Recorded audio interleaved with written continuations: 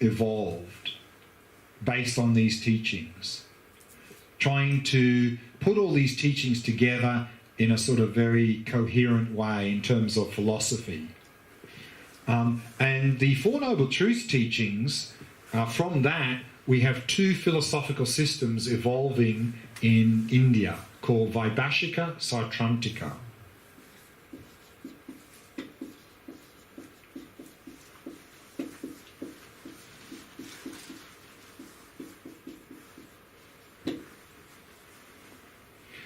From the second turning of the wheel, these perfection of wisdom teachings, then the philosophical system that evolved in India on the basis of these teachings is called Madhyamika.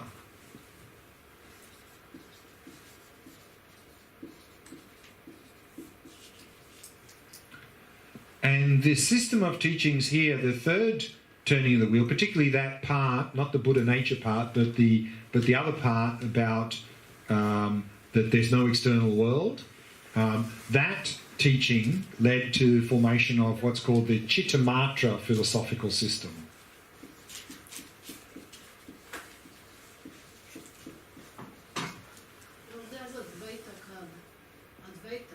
Advaita is Hindu. Advaita Vedanta is Hindu tradition. So this is all Buddhist tradition. So we have four main philosophical systems in Buddhism: Vaibhashika, Sautrantika, Madhyamika, Chittamatra. And within Tibetan Buddhism, which is following this, here, when we talk about nature of reality, then we are using this philosophical system, the understanding here, the Madhyamika. And this philosophical system really, the founder of that is considered to be Nagarjuna from the 2nd century. He wrote a classic text called Mula Madhyamika Karika, the fundamental wisdom of the middle way, where he wrote a text describing this idea of emptiness that the Buddha taught in these perfection of wisdom teachings. And that forms the basis of this Madhyamika philosophical system. But of course there's a lot to say here, but beyond the scope of this retreat. A second century. Vaibhashika already was being formed pretty well after the time of the Buddha. The Sautrantika, there are a number of sub-schools here, but the Sautrantika sort of from around the 4th to the 7th century was sort of formed. And Chittamatra about the 4th century, roughly speaking. And then the Madhyamika started on the 2nd century, but then there were some refinements also in the sort of the 4th, 5th, 6th, 7th century as well here. So a lot of these philosophical systems really were clarified in that period, sort of 4th to 7th century. It was a very intense period of philosophy in India. It was a time that the Buddhism disappeared from India. 12th century. 12th, much later. 12th century it got wiped out in India. Yeah, so this was well before that. So all the Tibetan schools, they rely on Madhyamika or on all the philosophies? Right. So what we can understand here is that, of course, when we look at in the Tibetan systems, when we talk about what's actually nature of reality, they're following this system. But these other philosophical systems are very useful because these are like stepping stones to this view. Because this view is not easy to understand. This idea of emptiness is not easy. And it's very easy to misunderstand emptiness to think it means, oh, nothing really exists, and fall into what's called nihilism. In fact, this text by Nagarjuna, this Mula Madhyamika Karika, has been translated into English. and a number of modern day philosophers, highly intelligent philosophers, who look at Nagarjuna's work in the modern world, a number of them say he's a nihilist. So, you know, if these are super intelligent philosophers are saying Nagarjuna is a nihilist, then, you know, maybe it's not so easy to understand this idea of emptiness.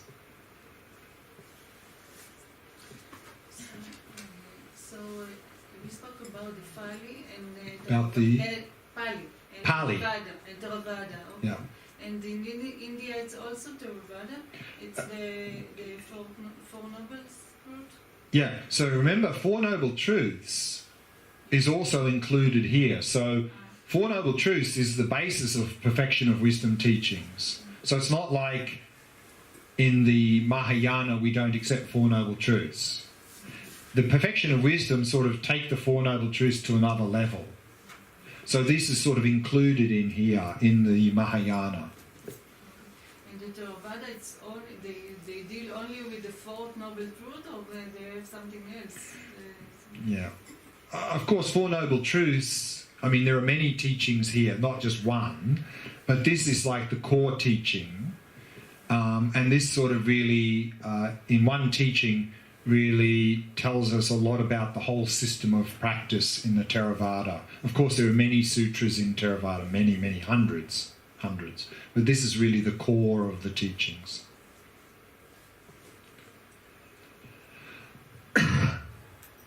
Okay. So what we're going to be doing over the coming days is we're going to now work on the framework, and what I'd like to do in this year's retreat is particularly focus at this level. And so then tomorrow we're going to look at the Four Noble Truths, unpack that in more detail. Then we're going to look here in terms of what's called samsara and nirvana. And within that there's another presentation called the 12 links of dependent origination, which we also find here actually, but we'll be talking about this. So a lot of our discussions will be sort of at the foundation level, but at the same time we'll be touching on some of the points in here. And then maybe in next year's retreat we're going to spend more time looking at this philosophical systems here, the Madhyamika and the Mahayana.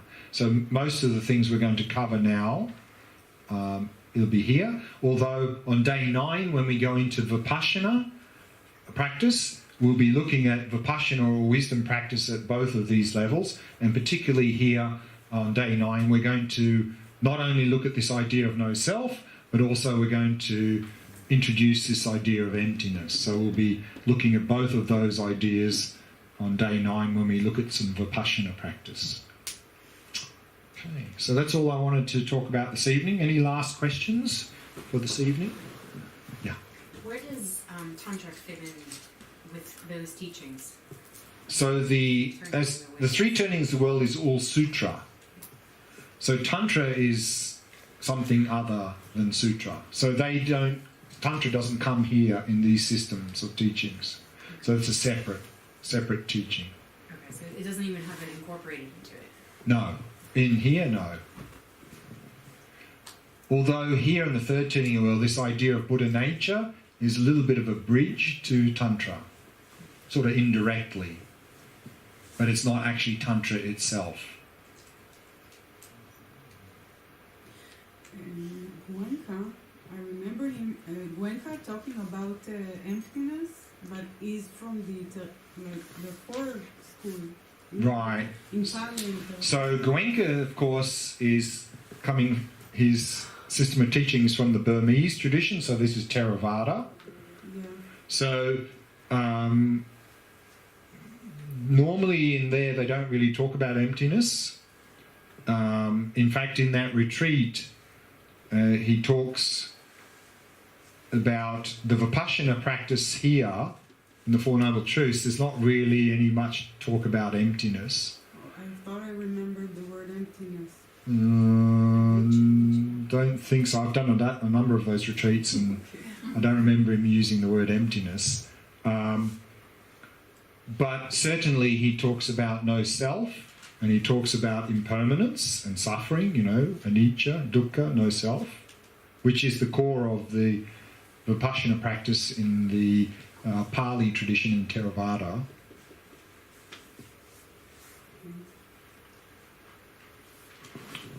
Okay. Yeah. So we mean something different when we say Vipassana. So, yeah.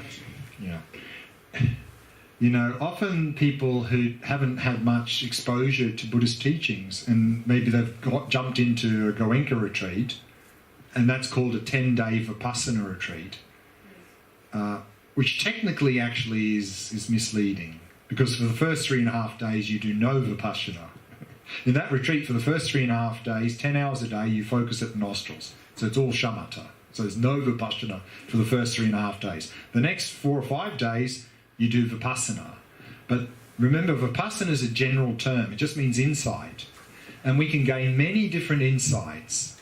And even in the Theravada tradition, this belongs to, when they talk about Vipassana, normally they talk about 3 main insights: impermanence, suffering, and no self. But since that retreat is an entry-level retreat, they only talk about the first one. They don't talk about the other 2. And then in addition to that, in Vipassana we can talk about emptiness. So that's another insight. So Vipassana is a general term, and within Vipassana we can gain many different insights. And so generally in Theravada traditions, when they say we're doing Vipassana practice, it means they're doing practice of coming to realise impermanence, suffering, and no self, those 3.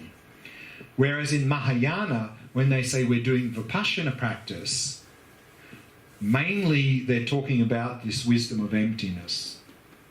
So that's Mahayana, when they say we're doing Vipassana practice, more often than not, they really mean we're doing the practice of emptiness, wisdom of emptiness.